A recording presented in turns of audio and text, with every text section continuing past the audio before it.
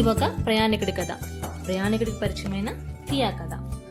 అసలు ప్రయాణికుడు తియాని ఏ సందర్భంలో కలుసుకున్నాడు, తన గురించి ఏమేం తెలుసుకున్నాడు, అసలు ఏ సందర్భంలో తియా నుంచి దూరం అయ్యాడు, చివరాఖరికి తన గమ్యాన్ని చేరుకోగలిగాడా లేదా అనేవి స్టోరీ. ఇది చదివే కొద్దీ ఇంట్రెస్టింగ్ ప్లాట్స్ రివీల్ అవుతూ ఉంటాయి.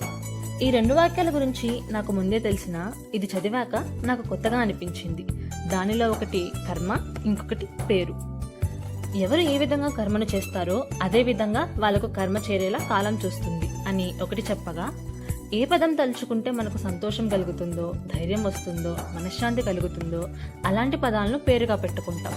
ఆ పదం రాముడైనా కృష్ణుడైనా ఇప్పటికీ ఆ పదాల్లో ఎంతో శక్తి ఉంది. ఎవరైతే వాటిని పలుకుతారో వాళ్ళ జీవితాల్లో ప్రశాంతత ఏర్పడుతుంది అని మరొక దాని గురించి ఈ ప్రయాణికుడి పుస్తకంలో చెప్పారు. ఈ బుక్ ఆథర్ వచ్చేసి మన సాయి తేజ్ గారు. ఈ బుక్ అమెజాన్లో ఇంగ్లీష్ అండ్ తెలుగు లాంగ్వేజ్లో అవైలబుల్గా ఉంది. Please go and read. మీరు ఆల్రెడీ చదివేసి ఉంటే please share your thoughts in comment box. మరిన్ని ఇంట్రెస్టింగ్ బుక్ రివ్యూస్ కోసం stay tuned my channel. Thank you.